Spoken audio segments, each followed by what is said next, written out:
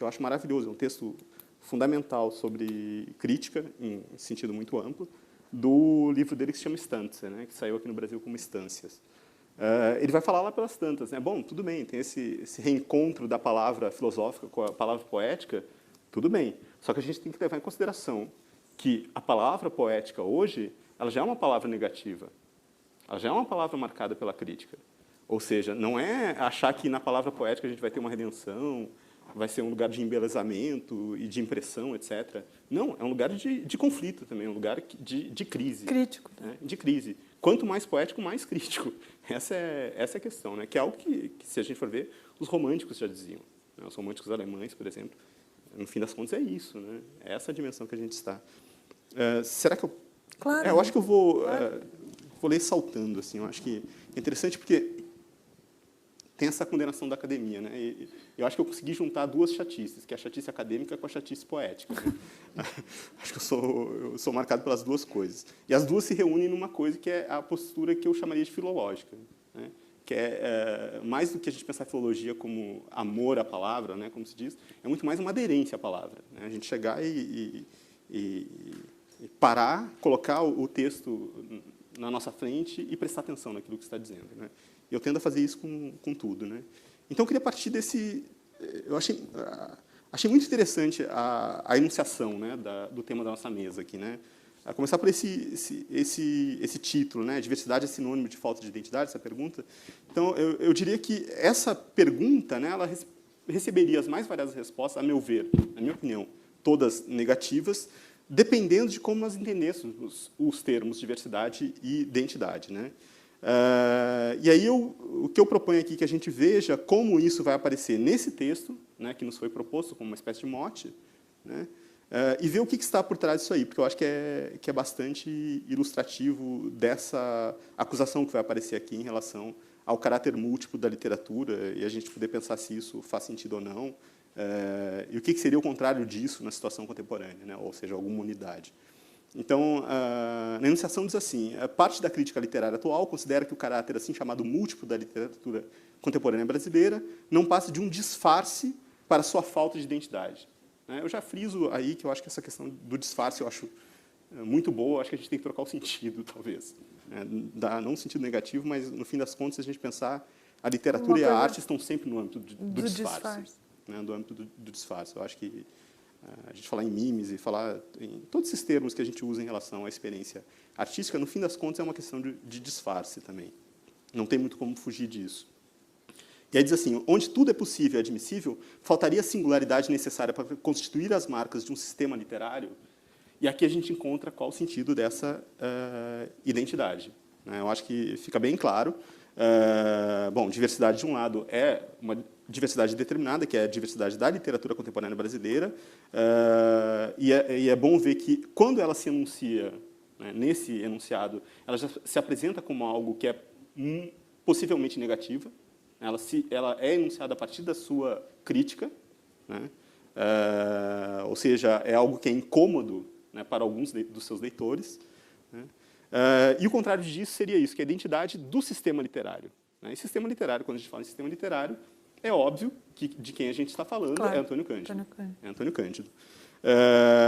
Bom, a definição clássica de sistema literário é oferecida por ele na introdução da formação da literatura brasileira, né, num capítulo que se chama precisamente Literatura como Sistema.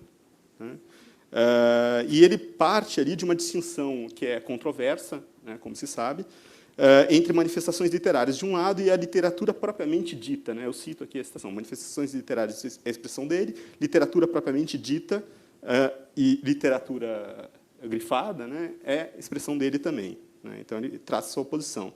E o que diferencia umas, né, as manifestações literárias, de outra, a literatura propriamente dita, é a configuração desta última. Né, da literatura propriamente dita, como um sistema, e cito de novo, um sistema de obras ligadas por denominadores comuns que permitem reconhecer as notas dominantes de uma fase. Né, e aí eu vou fazer uma citação um pouco longuinha aqui do Cândido, ele diz assim, porque eu acho que é interessante, ele vai dizer assim, esses denominadores são, além das características internas, língua, temas, imagens, certos elementos de natureza social e psíquica, embora literariamente organizados, que se manifestam historicamente e fazem da literatura aspecto orgânico da civilização. Entre eles se distinguem a a existência de um conjunto de produtores literários, mais ou menos conscientes do seu papel, um conjunto de receptores formando diferentes tipos de público, sem os quais a obra não vive, um mecanismo transmissor, de modo geral, uma linguagem traduzida em estilos que liga uns a outros. O conjunto dos três elementos dá lugar a um tipo de comunicação interhumana, a literatura, que aparece sob este ângulo como sistema simbólico, a palavra sistema vai se repetindo aí, né? Por meio do qual as veleidades mais profundas do indivíduo se transformam em elementos de contato entre os homens e de interpretação das diferentes esferas da realidade. Bom, se a gente relê essa passagem à luz do que vem em seguida a ela, ou à luz do próprio título do livro do Cândido, a gente percebe que o que se chama aí de civilização, na verdade, tem outro nome, é a nação.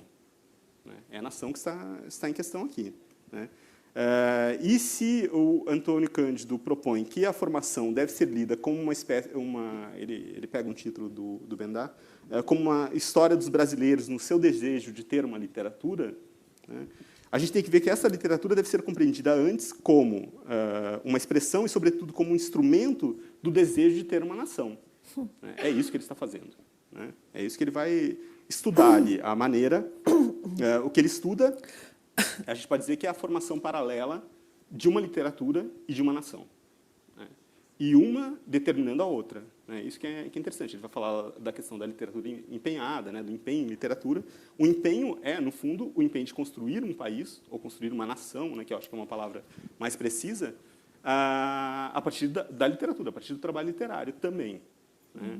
Não apenas como reflexo, como algo que apenas captura aquele esforço que está se fazendo, mas algo que colabora naquele esforço, que tem um papel dentro daquele esforço, né?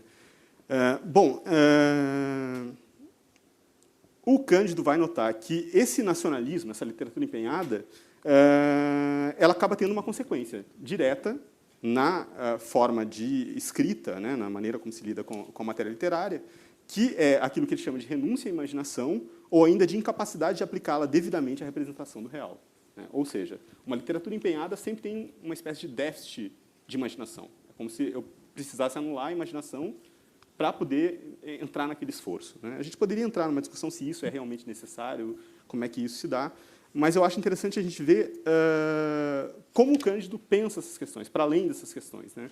Como ele vai dar uma embocadura que foge muito a algumas interpretações que se faz da obra dele, né? Da própria noção de sistema literário, né?